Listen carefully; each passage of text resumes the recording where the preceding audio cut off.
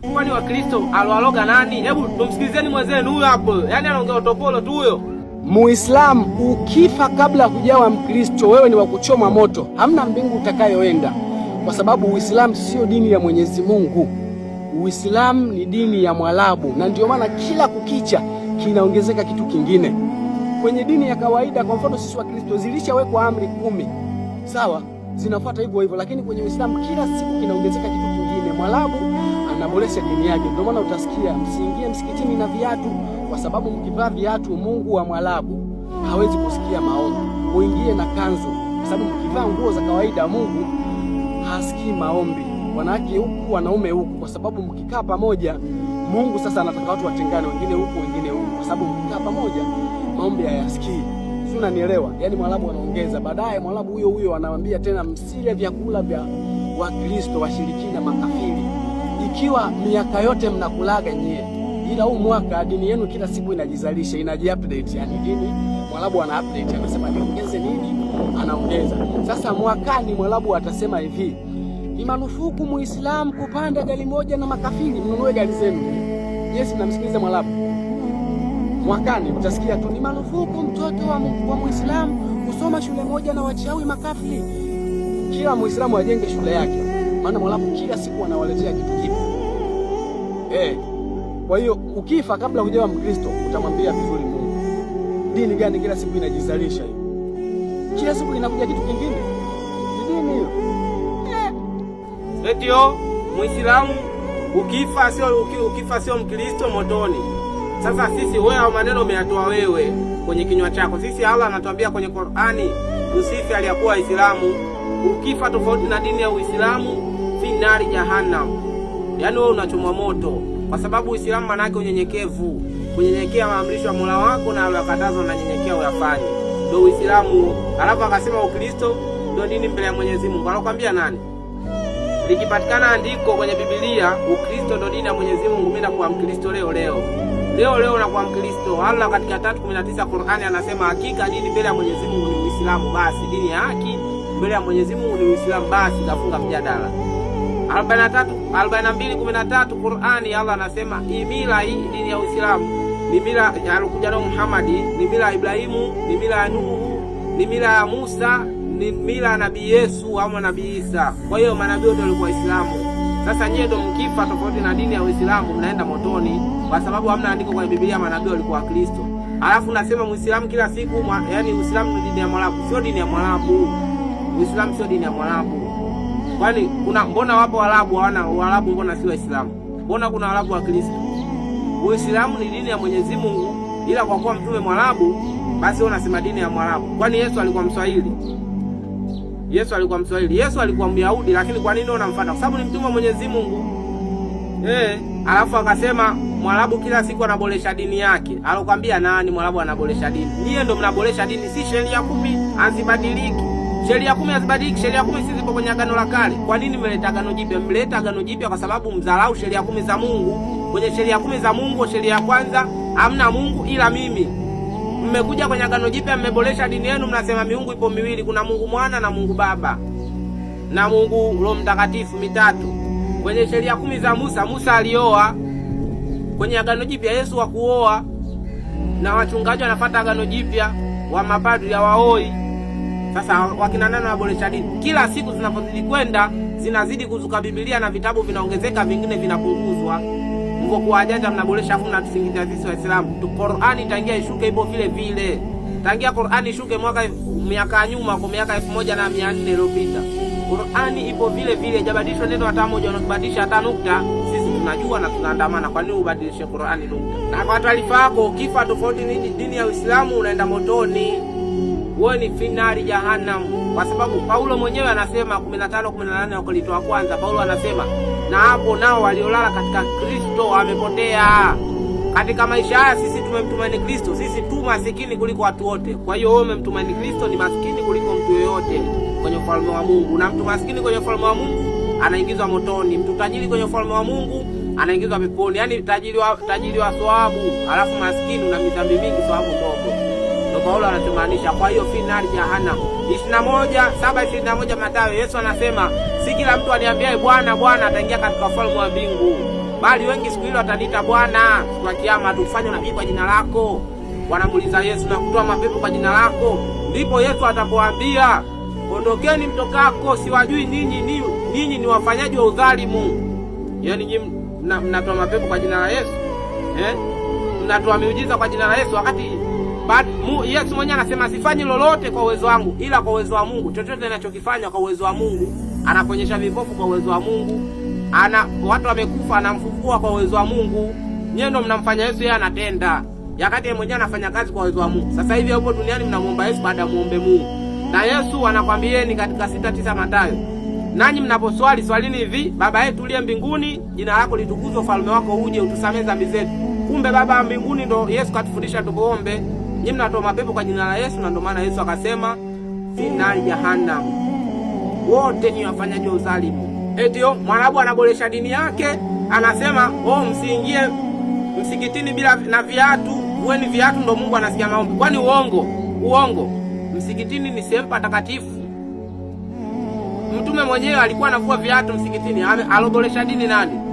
Tangia zamani mtume anavua viatu, na mtume anatufundisha tukiingia msikitini tuvue viatu. Isipokuwa kama unataka kuswali na viatu vyako vile visafi, yani vitenge hivi viatu kwa ajili ya kuswalia tu, na usimkele mwenzako. Sio unakuja na viatu hiyo na mkela mwenzako. Viatu hivi unafanya vya kuswalia tu basi, sio vya kukanyagia chini, kwa sababu chini kuna najisi, kuna uchafu mwingi. Sasa hebu angalia Nabii Musa 20:12 Qur'ani surati Twaha. Nabii Musa anaambiwa na Mungu, ewe Musa, vua viatu vyako, hapo ni sehemu takatifu. Nabii Musa alikuwa kwenye bonde la Tua, anaambiwa vua viatu vyako kwa sababu hapo ni sehemu takatifu. Nabii Musa akavua.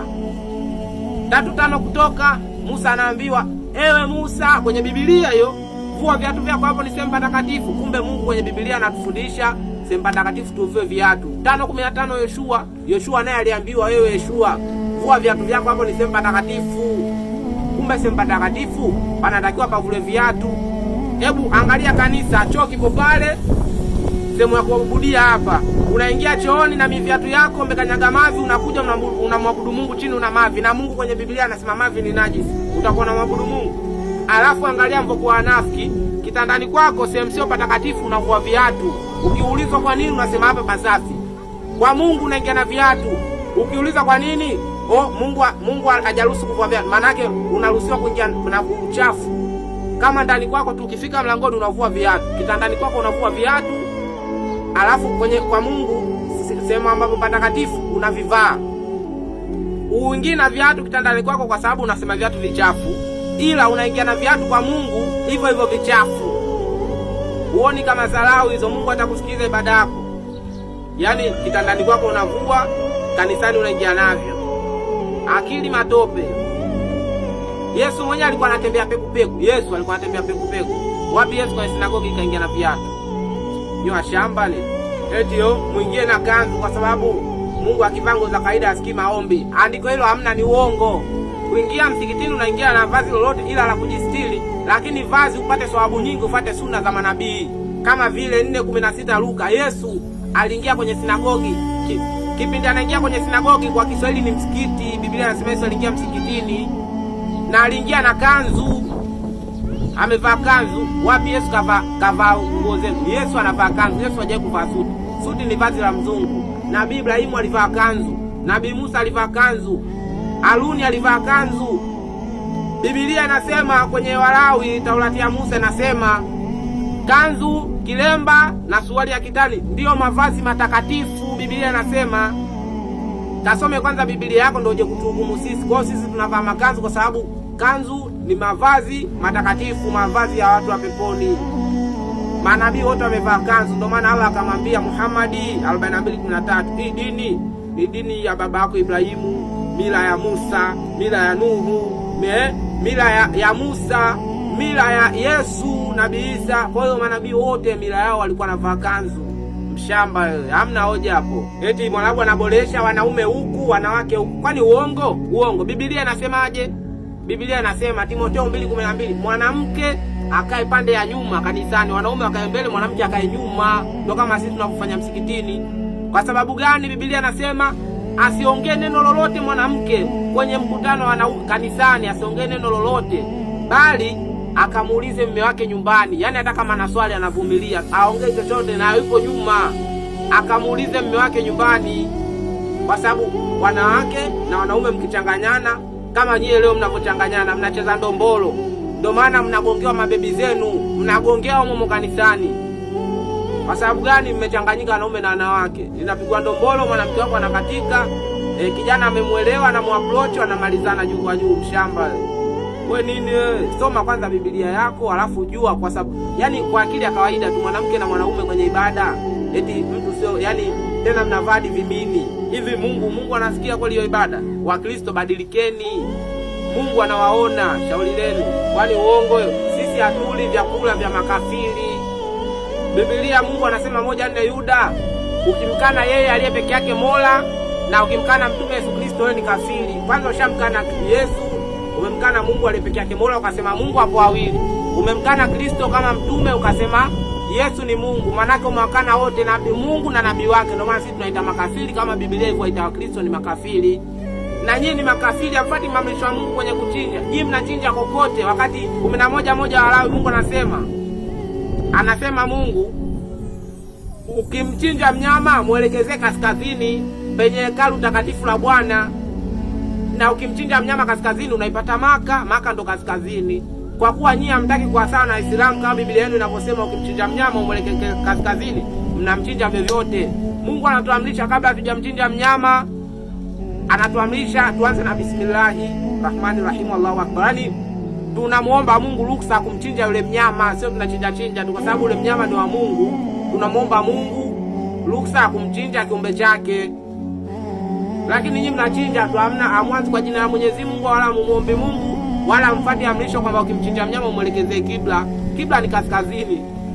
Washamba, sasa sisi tutakula vyakula vya makafiri. Mnapingana na Qur'ani, mnapingana na Biblia kwenye kuchinja. Tutakula sisi hizo. Alafu unakuja hapa, soma kwanza Biblia yako ndio uje kulopoka mbele za watu, utajaibisha. Dini yenu inaji-update. Nyie dini yenu ndio inaji-update kila siku. Vinazuka vitabu kwenye Agano Jipya. Kwa Agano la zamani kulikuwa hamna barua, lakini sasa hivi mmetengeneza Agano Jipya, mmeweka vitabu mpaka waraka wa Paulo sijui kwa nani. Yaani barua, mtu anaandika barua kwa Hebrania, mtu anaandika barua kwa Wakorinto. Yaani barua inahusu Wakorinto. Wakristo wa Tanzania mnaisoma barua yenu hiyo.